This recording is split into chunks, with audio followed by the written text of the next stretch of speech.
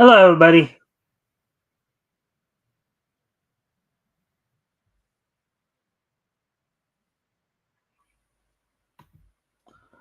All right, so happy Monday, everybody. Today is, of course, Monday, November 18th, 2024. We're, of course, 10 days away Thanksgiving. So I know everybody's, and we're a little over a month away from Christmas, of course. Everybody's probably about like 7 weeks, or 6 weeks, I'd say. 5 weeks, actually. Um, So I know everybody's excited about the holiday seasons and all that.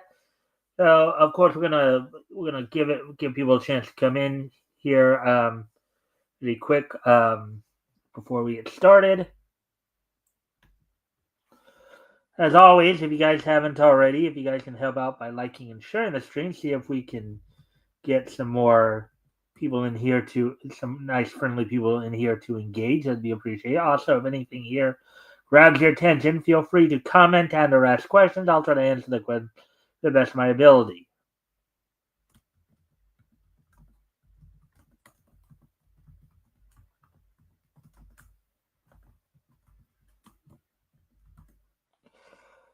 Let's see. Lovely Lady Liberty with the scroll of recipes and all the ways we know we're coming. The great American melting pot, great American melting pot, great American melting pot, great American melting pot. 3, 6, 9, 12, 15, 18, 21, 24, 27, 30. Mama and Daddy had a little baby. Yes, they did. It's a family. When there's three in the family.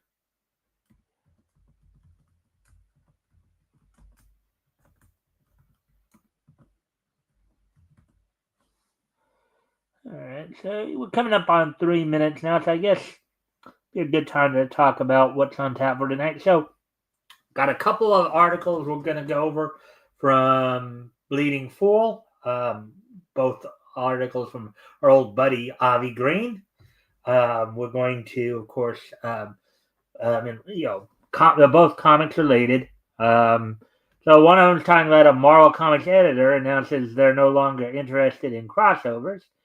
And also, on the DC side of things, Comic Book Press insists DC Superman should be more political. So I guess there are still some people in the comic pros that you still haven't learned their lesson yet. Yeah, you do start to see some of these woke people start to like huddle back into the closets and all that. All the little dark holes that came out of over the past 5 years. So now, let's see. So we're past the 3 minute mark, and of course we'll also have this. We'll also have, of course, the wrestling wrap up. We'll talk about some of the this past weekend's happenings, some of the latest news from, of course, TNA, WWE, and AEW. AEW, of course, has its Full Gear event coming up this weekend. We'll kind of go over that a little bit as well. And then we'll also finish things off with this day in Meets history. So with all that being said, why don't we go ahead and get started then? So let me pull up the first article here.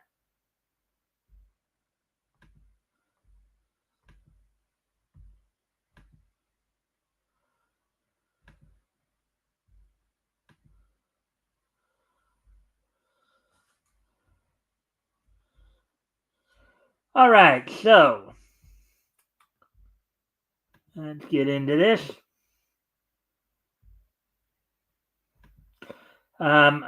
Just again, one more friendly reminder before I start reading the article, of course. If you haven't already, you guys can help out by liking and sharing the stream. See if we get some more friendly people in here to engage. That'd be appreciated. Also, if anything here grabs your attention, feel free to comment and or ask questions. and I will try to answer the questions to the best of my ability. With all that being said, let's get ready to get going here. Let's see now.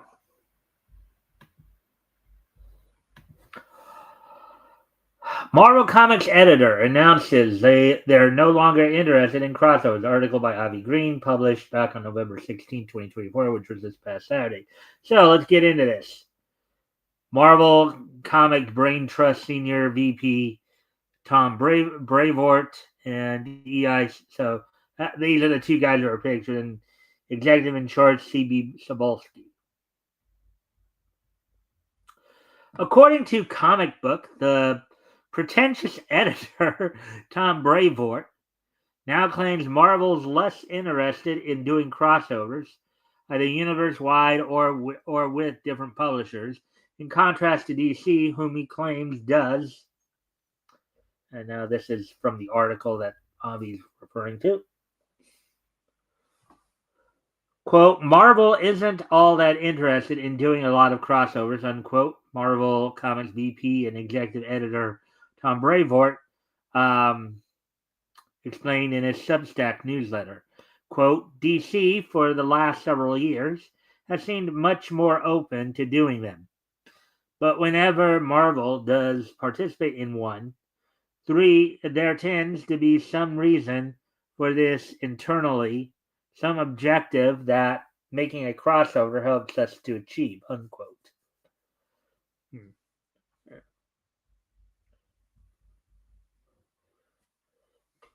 The X-Men editor continued, quote, but each circumstance is different, so I can't tell you why we do each and every one, nor which instances came from Marvel reaching out to others and which ones were the result of others reaching out to us, unquote. So it sounds like at least he's not as interested, it may be something that Marvel is generally not interested in doing crossovers, but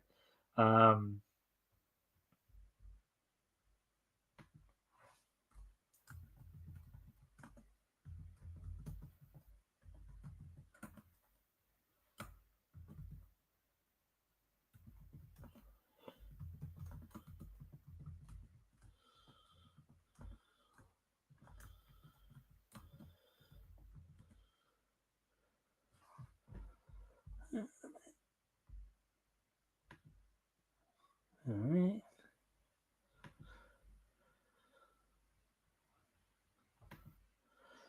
All right, so the X-Men editor continued. We already read that part. Okay. While DC has consistently published at least one intercompany crossover every year since 2015, everything from Conan the Barbarian from Dark Horse to Power Rangers from Boom and Teenage Mutant Ninja Turtles IDW, Marvel has participated in significantly fewer crossovers with outside companies, especially when compared to the output of the 90s and 2000s when Marvel Universe crossed over with the likes of Exo, Man of War, from Valiant, Backlash, and Deathblow, Image, Witchblade from Top Cow. Top Cow is an imprint of Image, I believe. Invincible from Skybound, Red Sonja from Dynamite. Yeah, it sounds like maybe they're just not interested in crossing over with the same companies that DC is. That might be a bit of the situation. If it's within their own universes, then assuming this is true, it would put DC in a bad light, compounding their own artistic bankruptcy. On which note, even if Crisis on Infinite Earths isn't the worst of the company crossovers from a historical viewpoint, it did, most unfortunately, set a very troubling tone going forward. Yeah, I mean, basically the idea, and this is something I know some other some of the people in Comics have talked about too, the constant rebooting, restarting universes, Yeah, I mean, Crisis on Infinite Earths happened in 1985-86. after after basically DC had been around for like 50 years. Okay, but then you go another 20 years and then you get Identity Crisis, and then you go another 6 years and you get Infinite Crisis. I mean, and then eventually Dark Crisis. So I mean, it does kind of if you keep trying to reboot everything all the time, it does get a little tiresome. It can get a little tiresome, say the least.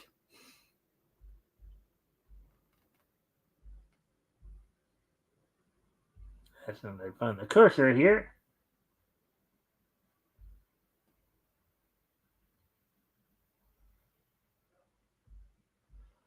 All right, there we go. Let me see now.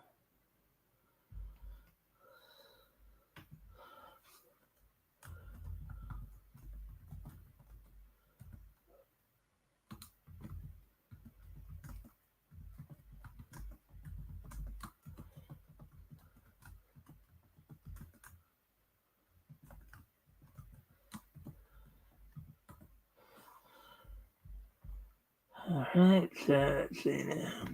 All right, so if it oh yeah okay, we read that part. Let's see. Since only so many of the crossovers DC did turn out the following decade, emphasized hero deaths, and in the case of 1993's Bloodlines, you could easily argue it emphasized sadism. What with the way um, the aliens rejects were willing to murder people.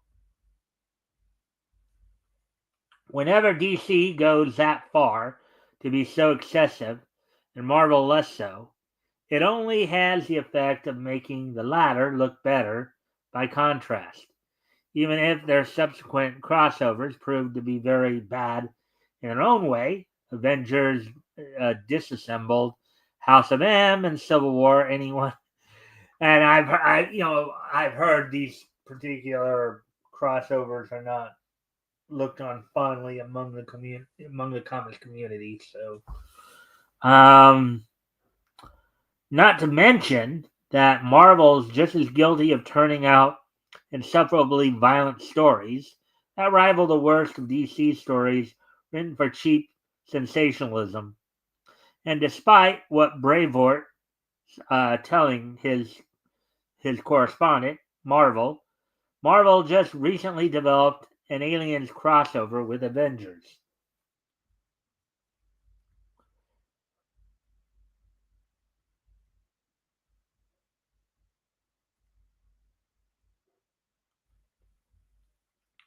If Marvel really has suddenly reevaluated universe spanning crossovers, it's probably because the sales really are in freefall.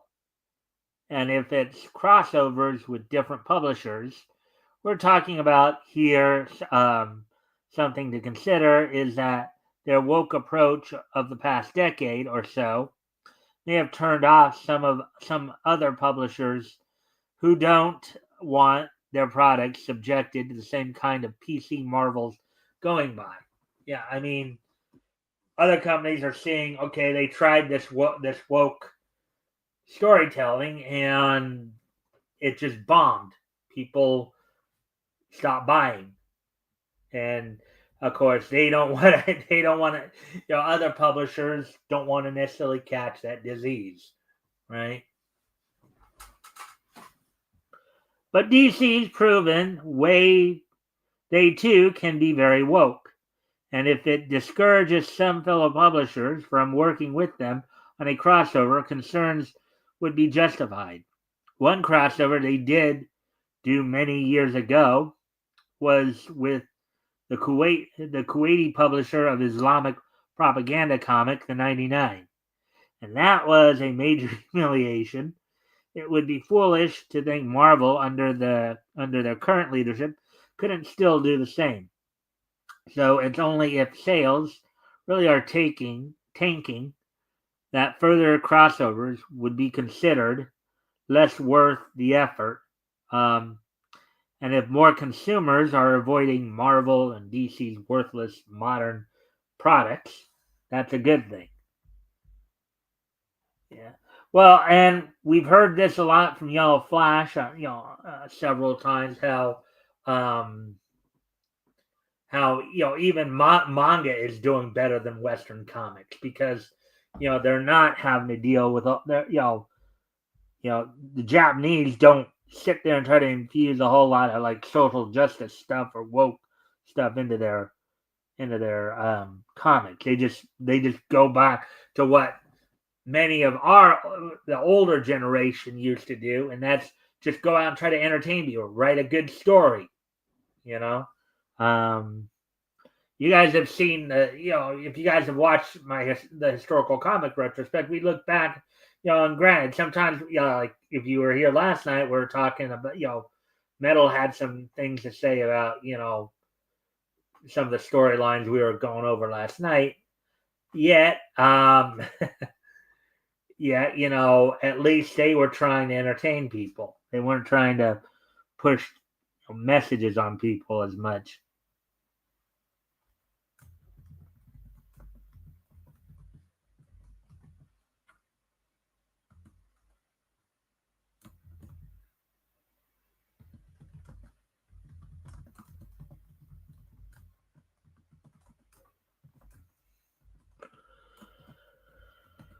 Anyways,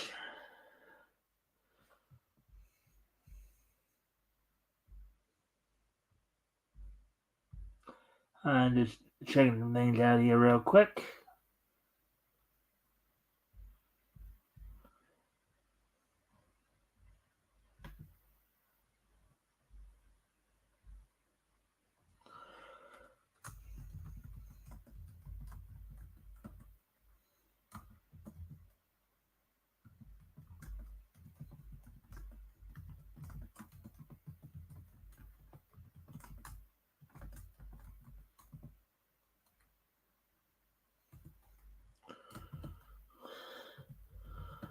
Alrighty, so let's see. Let's get back to this now.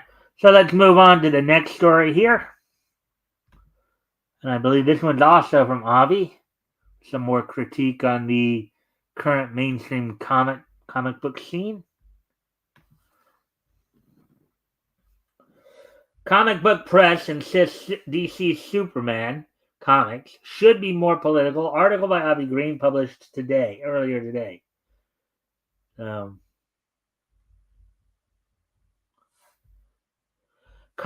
comic book reviewed Jason Aaron's Absolute Superman, yet another alternate world take on classic creations. And I guess because of who the writer happens to be, that's why the specialty news site is okay with delivering political messages in the pages of such a comic.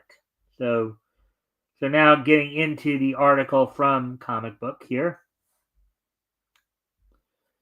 DC's Absolute Universe got its Superman this week with the release of Jason Aaron and Rafa Sandoval's Absolute Superman #1.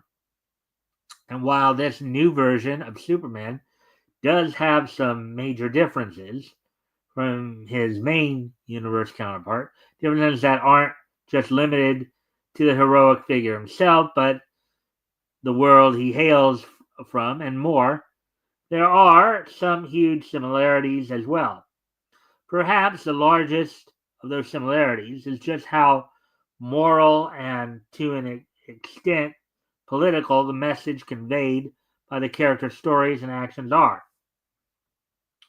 Absolute Superman #1 gives readers who, despite not being the Man of Steel they're familiar with, is still fighting for justice in ways they can easily recognize.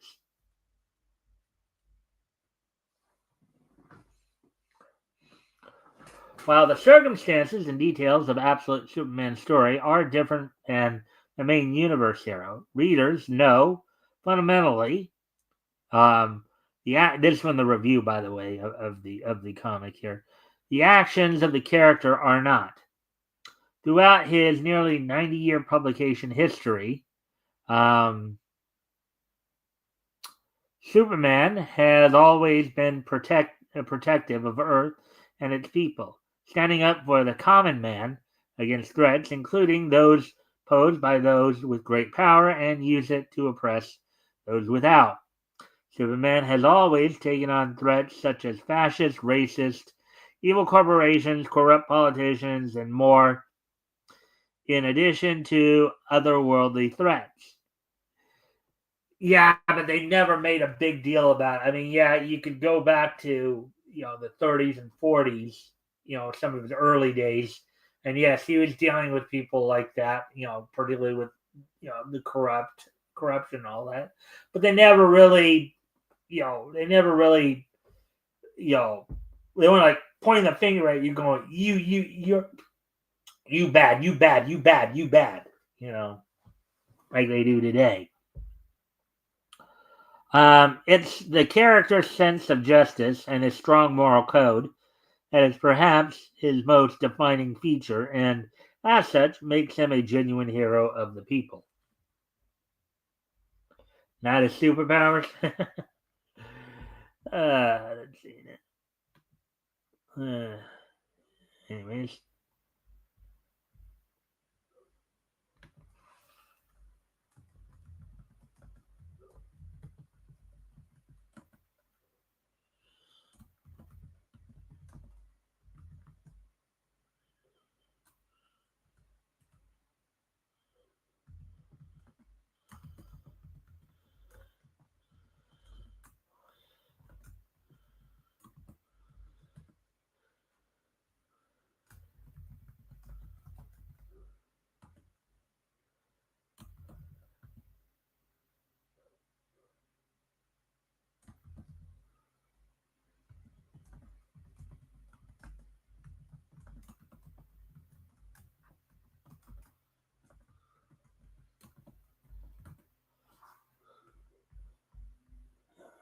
let me just.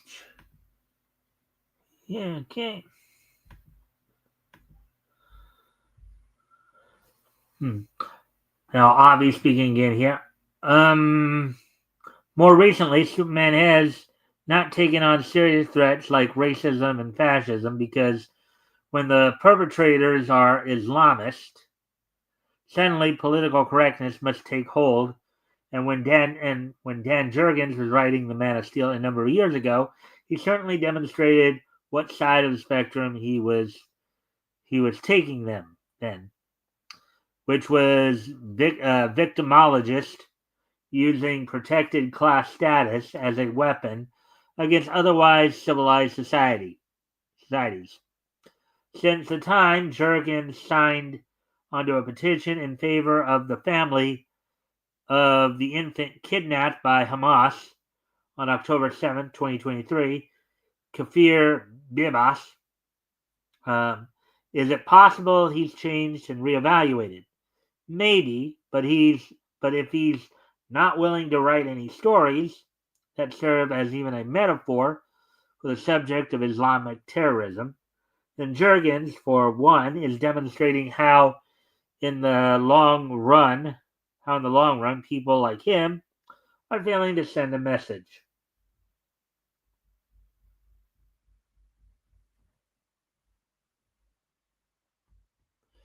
And they got Superman in a wheelchair here. Again, doesn't really make any sense. Makes absolutely no sense. Hmm.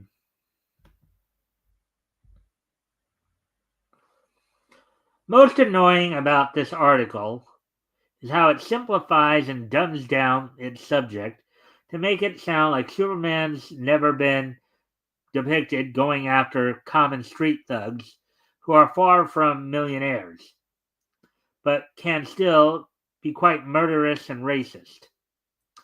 By that logic, even Joe Chill, the villain whom Batman later discovered was the murderer of his parents, wouldn't be a big deal. But isn't that odd how corporations are cited in the article, considering DC and Marvel have been owned by such for many years now, and in the long run, it only worked to their detriment. Well, I think Avi makes an interesting point there.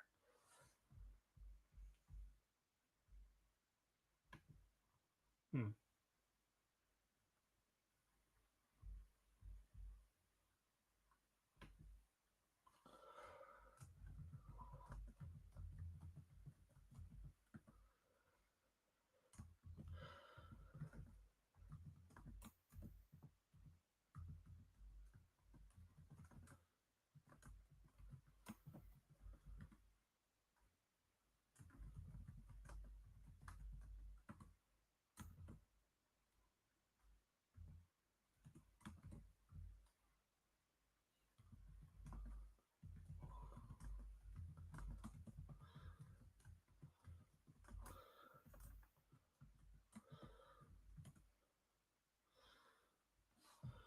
All right, so anyways, finishing up the article here.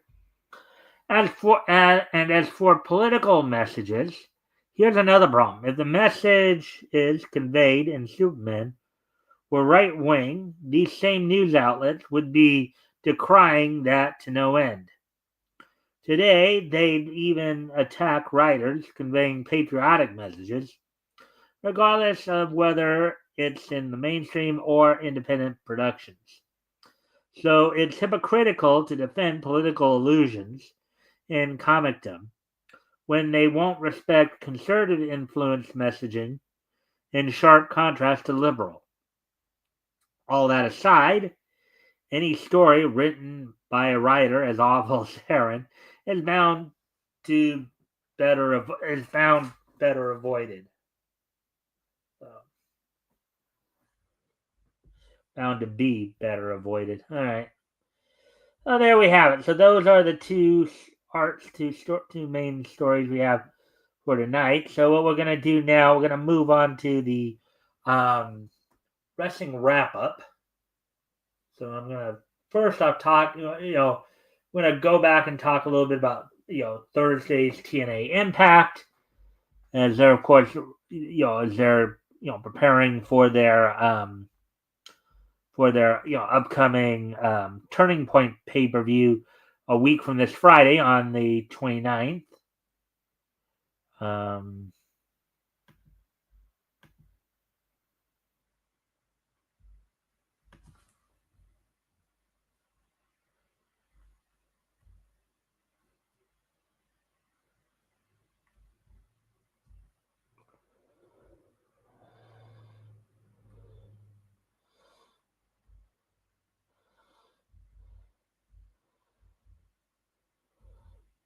hmm.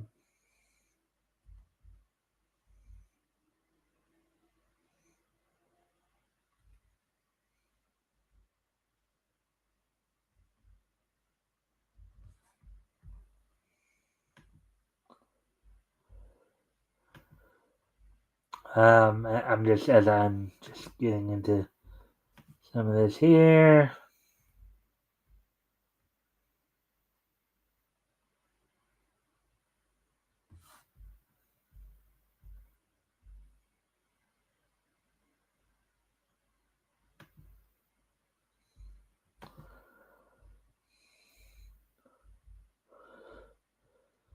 Yeah.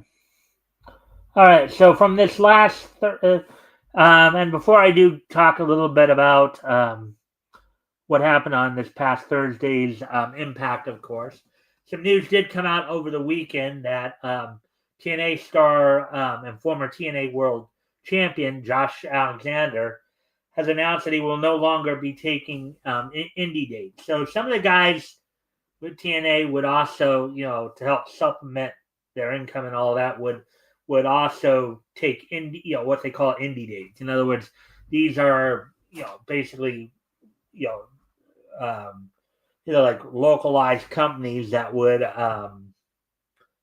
regional type companies that would, work independent of like the big companies like TNA or WWE or Now TNA would of course allow their people to take independent in the indie indie shows. You go and perform on an indie show. Josh Alexander has decided to no longer take indie bookings, saying that he wants to give other people on the independent scene a chance to shine, particularly the Canadian independent scene. Allowing for other guys to step up, as it were. There's also been some rumors thrown out there that he might be either looking to re-sign with TNA or possibly even sign with either AEW or WWE. So we'll probably be staying tuned for that. So with that being said, now let's talk about what happened on this past Thursday's Impact. The show opened up with a singles match between Mike Santana and Casey Navarro of First Class, in which Santana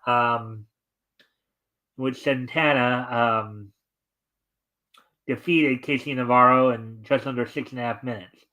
The Rascals getting back on track in the tag team division, as they've been, of course, I believe 3-time tag team champions, as Zachary Wentz was focusing on singles success for a while there. They got back on track with a win over Alan Angels and Jake Crist in a tag team match. In a 6-man tag match, Josh Alexander, the aforementioned Josh Alexander, led his Northern Armory faction of him, Judas Akaris, and Travis Williams in a victory over Jonathan Gresham, Steve Macklin, and Eric Young. Joe Hendry defeated Ryan Nemeth in just under 5 minutes, or just over 4.5 minutes. After basically having some strong choice words for Nemeth, claiming that his only real accomplishment is being Nick Nemeth's brother, the current TNA World Champion. So Ryan Nemeth obviously did not take too kindly to that. Rosemary, in just under 4 minutes, defeated Jada Stone in a singles match. Non-title match, Nick Nemeth defeated Brian Myers in a 1-on-1 match. So it's already been signed with Turning Point, of course, next Friday, that Nick Nemeth will be defending the TNA World Title against Eddie Edwards of the System.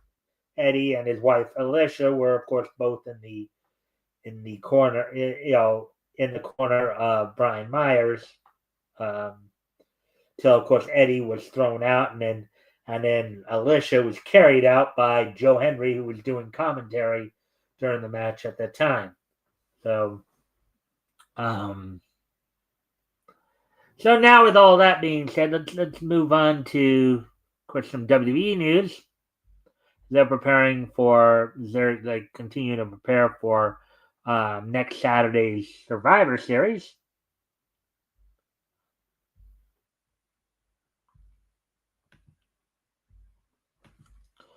But we'll go back to last Friday's SmackDown, talk about what happened on there.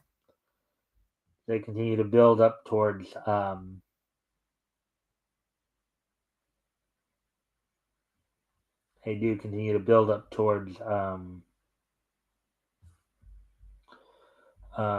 Survivor Series a week from this Saturday. Okay, so the show opened up, as recently announced, WWE is now adding a Women's United States title tournament, or Women's United States title is a kind of a secondary title for the women's division. The first of the triple threat tournament matches, the first round tournament matches, occurred on this past Friday's night, in which Bayley defeated B-Fab and Candice LeRae in a triple threat match. LA Knight defended the United States title against Berto of Legata del Fantasma, who he had Angel, Electra Lopez, and Santos Escobar in his corner. The Motor City Machine Guns defended the WWE Tag Team Championship against the Street Profits, in which they went to a no contest in just over 12 minutes. Nia Jax defended the women's title.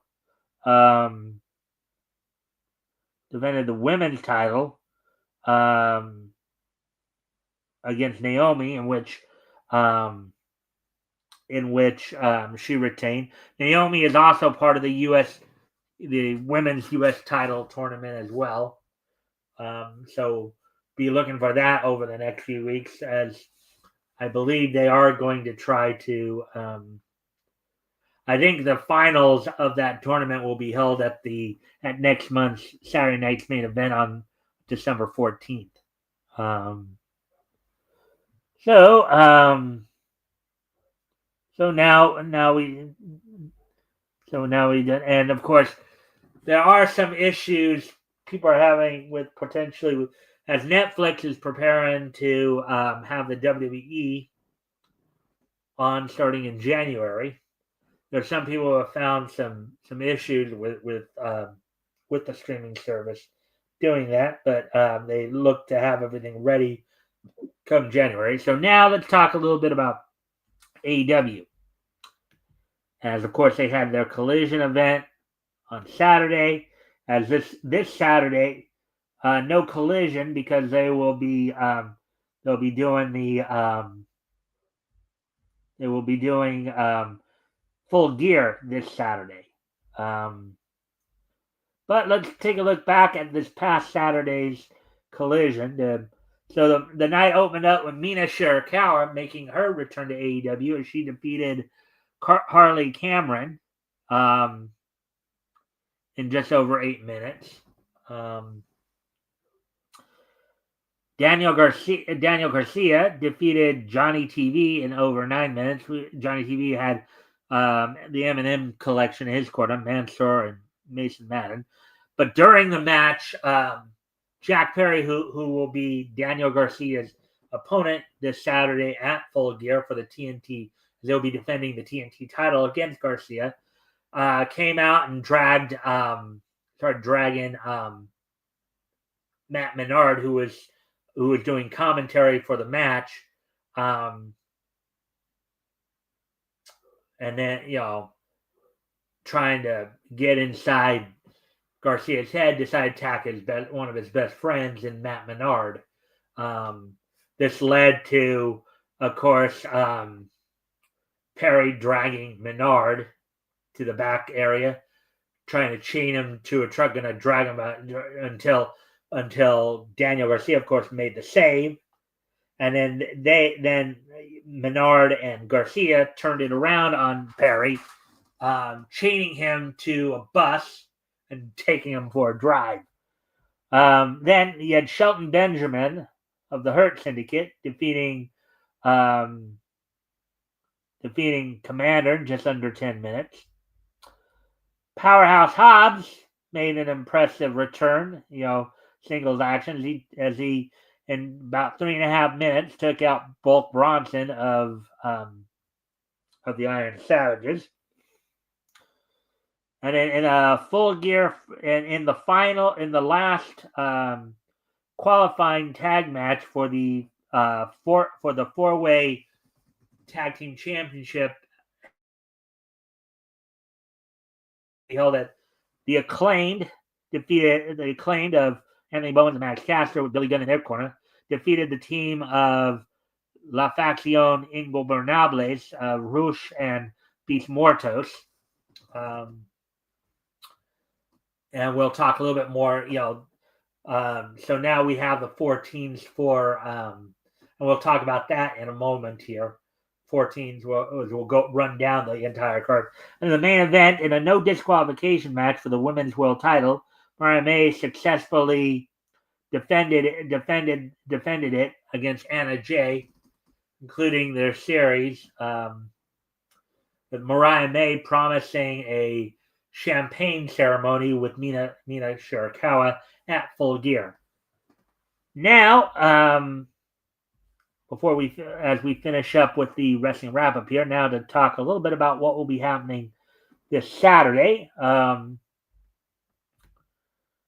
This Saturday at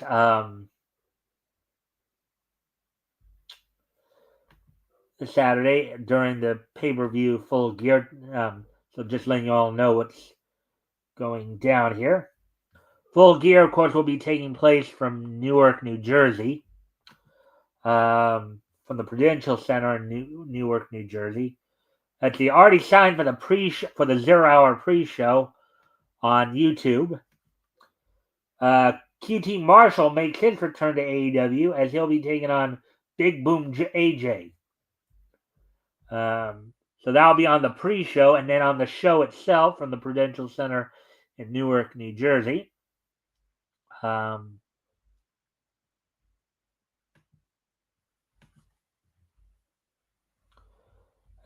we mentioned before, Jack Perry will be defending the TNT title against Daniel Garcia. Coming up this Saturday. Roderick Strong will be facing MJF, as Roderick Strong was able to get the 3 consecutive victories while Adam Cole was not. Initially they were talking about the possibility of doing a 3-way match between MJF, Adam Cole, and Roderick Strong, but now it's going to be Roderick Strong, MJF. In a 4-way match for the AEW World Tag Team titles, as we were mentioning earlier, Private Party of Mark Quinn and Isaiah Cassidy will be taking on the Acclaimed, who were the last team to qualify. They just qualified this Saturday. The Outrunners, who were the first team to qualify. So Acclaimed, Anthony Bowens and Max Caster. The Outrunners, Turbo Floyd and Truth Magnum, and Kings of the Black Throne, who defeated FTR to earn a shot at this title, of Brody King and Malachi Black, obviously also representing the House of Black. In a grudge match, Will Ospreay will be taking on Kyle Fletcher. Bobby Lashley will be making his singles debut in AEW, as he'll be taking on former AEW World Champion Swerve Strickland. Mercedes Moné defends the TBS title against Chris Statlander. Hangman Adam Page will be taking on Jay White, and Jon Moxley defends the AEW World title against Orange Cassidy. So that's all we got for you in terms of the wrestling wrap-up. So now it's about time we talk. So today is, of course, Monday, November the 18th, 2024. So let's take a look back at this day in each history. So let me see, 49, 19, and 94. Okay. So first off, we're going to head back 75 years ago, as on this date 75 years ago today,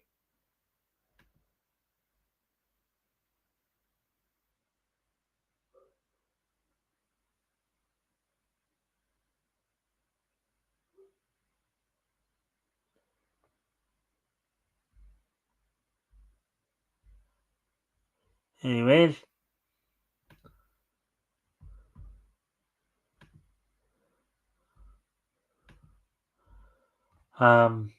so on this date in 1949, 75 years ago today, the first issue of Bill Boy Western from Fawcett Comics went on sale on newsstand on this date back in 1949. 75 years ago today, the first issue of Bill Boyd Western went on sale on this date back in 1949, sold for 10 cents and was 32 pages.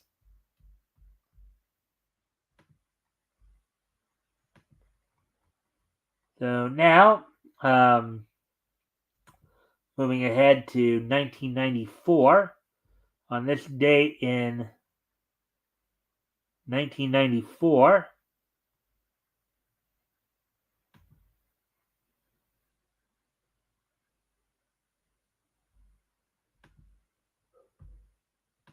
on this date in 1994. Nest Entertainment's The Swan Princess premiered in movie theaters on this date back in 1994. So 30 years ago today, Nest Entertainment's The Swan Princess, which was a 1994 animated musical fantasy film based on the ballet Swan Lake, featuring Michelle Nicastro, Howard McGillen, Jack Palance, John Cleese, Stephen Wright, Sandy Duncan, and Steve Minovich. 30 years ago today, The